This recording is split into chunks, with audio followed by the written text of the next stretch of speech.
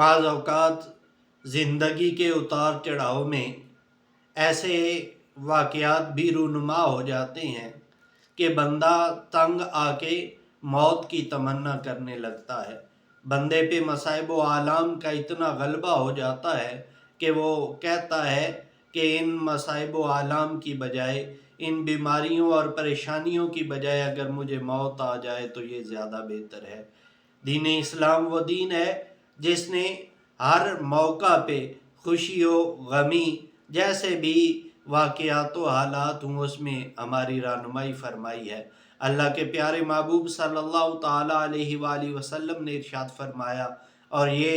حدیث مبارکہ صحیحین یعنی صحیح بخاری اور صحیح مسلم دونوں کتابوں کے اندر موجود ہے۔ اللہ کے محبوب نے ارشاد فرمایا کہ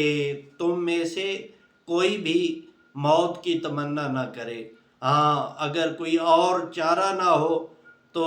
یہ الفاظ کہے کہ اللہ اگر زندہ رہنا میرے لیے بہتر ہے تو مجھے زندگی عطا فرما، اور جب موت میرے لیے بہتر ہو، جب اس دنیا سے چلے جانا میرے لیے بہتر ہو تو اس وقت مجھے موت دے دینا۔ تو